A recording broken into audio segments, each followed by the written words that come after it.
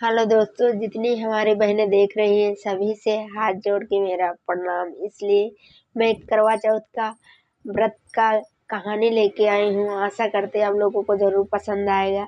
इसलिए मेरा आज गला थोड़ा गड़बड़ है, इसलिए आवाज़ नहीं निकल रही सही से, लेकिन फिर भी मैं सुनाऊंगी। आशा करते हैं आप लोगों को ज़रूर पसंद आएगा तो कमेंट में ज़रूर बताना मेरी कहानी कैसी है। करवा चौथ की कहानी है, बहुत बहुत सुंदर कहानी है। आशा करते हैं आपको ज़रूर पसंद आएगा तो ज़रूर हमारे सब्सक्राइब और कमेंट में ज़रूर जाना।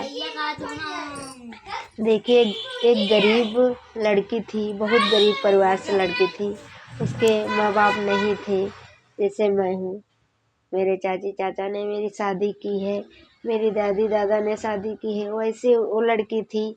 मैं अपने पे सुना रही हूँ। आशा करते हैं जिसके माँ बाप नहीं रहते हैं उसके कलेजे से पूछो कैसे दिन गुजरता है। हम जानते हैं, कोई नहीं जानता है। तो लड़की की जब शादी हो गई तो ससुराल में गई। जब करवा चौथ का त्योहार आया तो सब लोग अपना घर का साफ सफाई कर रहे थे, लेकिन वो बेचारी कह रही थी अपनी सासू माँ से, मम्मी हम भी अपने घर की साफ सफाई कर दें।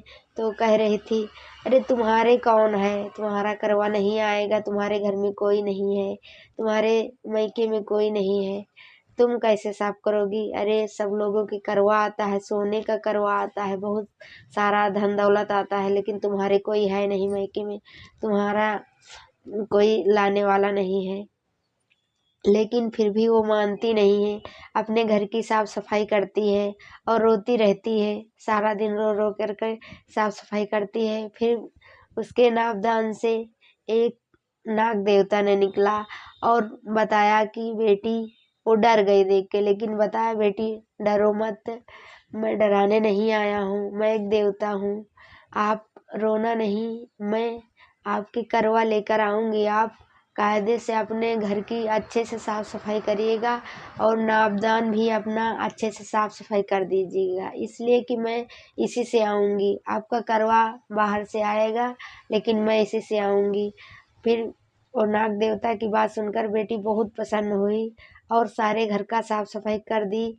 और अगल बगल की जो औरतें रहती हैं वो बहुत ताना मारती थी, अरे इनकी तो कोई है ही नहीं, इनका आएगा कहाँ से करवा, लेकिन ये भी साफ सफाई कर रही हैं, इनके तो मायके में कोई है नहीं, तो इतनी गरीब हैं, हमारे लोगन के आता है लेकिन इनके तो कौन लेके आएगा। लेकिन फिर भी वो रोती रहती है, उसके दिन है सुनने वाले, क्या करें। फिर जो करवा आने की समय हुई थी तब वो रो रही थी बैठी। फिर बाहर से आवाज़ आई कि बहू आपका करवा आ गया है। उसकी सासू माँ ने आवाज़ लगाई, बहू आपका करवा आ गया है। तो बहुत खुशी की बात उसके दिल में आई कि हमारे कोई है नहीं, करवा आया। इतना ज़्यादा आया था उसका करवा, सोने का करवा आया था और इतना ज़्यादा उसमें कपड़ा गहना हर एक चीज़ भी आया था। फिर उसका करवा उतार कर घर में लाया गया और जो नाग देवता थे वो नापदान की आए थे और कहें बेटी आप अच्छे से करवा अपना पूजिएगा और अच्छे से अपना प्रसाद पाइएगा। उसके बाद फिर दूसरे दिन करवा उरवा हो गया, बेटी अच्छे से कर लिया और उस दूसरे दिन सासू माँ से बोला, मम्मी मैं ये हमारी बहन है, आज से मैं इसको लेकर जाऊंगी अपने घर। तो फिर उसने बोला कि बहू आप तैयार हो जाओ, जाना है तो जाइए। फिर उसको लेकर अपने घर गए और बोले, बहन आप घर में रहोगे, मैं बाहर जाऊंगी। तो उनके छोटे छोटे बच्चे थे, नाग बाबा के जो छोटे छोटे बच्चे थे, तो एक झाबा था उसी के नीचे बंद थे। तो उसने बोला बेटी आप सारा काम करना और इसका खोलना मत। तो वो कह रही थी रोज जाते हैं हमारे जो मम्मी पापा, तो मतलब उसी को आप वो बेटी मम्मी पापा मान लिए नाग बाबा को, लेकिन इसको क्यों कहते हैं इसको खोलना मत।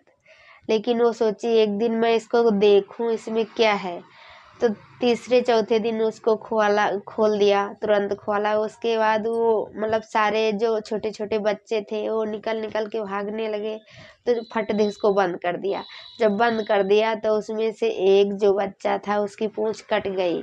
जब कट गई तो बहुत गुस्सा कर रहा था कि मैं दीदी के काट लूंगी, लेकिन फिर भी नाग बाबा ने समझाया कि बेटा मत काटो। डर गई थी, डाल दिया, लेकिन जान के नहीं तुम्हारी पूंछ काटा। लेकिन फिर भी वो ससुराल चली गई बेटी। फिर वो माना नहीं, कहा मैं जाऊंगी दीदी के पास, मैं काट कर आऊंगी। मेरा सारे लोगन की पूंछ है, लेकिन हमको सब लोग बड़वा कहते हैं, तो हम काटेंगे जरूर। फिर वो ससुराल चली गई। जब शाम को नाग बाबा ने उसको समझा दिया, बेटी जब आप जाओगे ससुराल, जब शाम को आप लेटोगे, तब यही शब्द एक कहना कि नाग बाढ़े नागिन बाढ़े, बड़ो भैया तुम हो बाढ़ो। इसलिए कि नाग जब बाढ़ेगा उसके साथ उसकी पूंछ भी बाढ़ेगी, तो मतलब उसकी सहायता मिलेगी। इसलिए आप जरूर कहना ये शब्द। तो जब बेटी लेटती थी शाम को तो यही शब्द बोलती थी, नाग बाढ़े नागिन बाढ़े, बड़ो भैया तुम हो बाढ़ो। इसलिए जब वो काटने गया था तब यही अपना प्रश्न सुन लिया था कि दीदी कह रही हैं कि मतलब हमारी पूंछ भी बढ़ जाएगी। हमारा भी प्रश्न रोजे प्रतिदिन कहती हैं, इसलिए वो नहीं काट पाए, लौट आए। उसके बाद फिर गए, मैं आज काटूंगी जरूर। लेकिन उसके बाद दूसरे दिन उसकी जो बहन थी वो कटोरी में दूध रख दी कि आ जाएंगे भैया जब तो पी लेंगे। उनको पता हो गया कि रोज आते हैं हमें काटने के लिए। फिर वो बोली नाग बाढ़े नागिन बाढ़े, बड़ो भैया तुम हो बाढ़ो। इसलिए वो दूध पी लिए और सुन ले प्रश्न कि मेरी दीदी ऐसा कहती है, तो उसकी पूंछ उसी तरह से बढ़ती गई और वो दूध पी के लौट गए।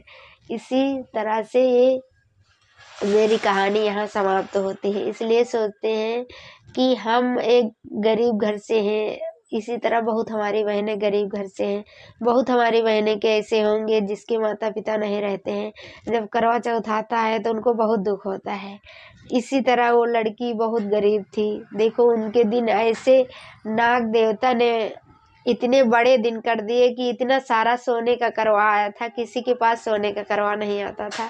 इतना ज़्यादा वहाँ से उनके घर पे धन दौलत आ गई, और इतना ज़्यादा वो बड़ी हो गई बिटिया कि सोचते रह गए लोग कि इतना ज़्यादा इनके धन दौलत आई। उसी दिन से वो नाग बाबा को मम्मी पापा मानने लगी।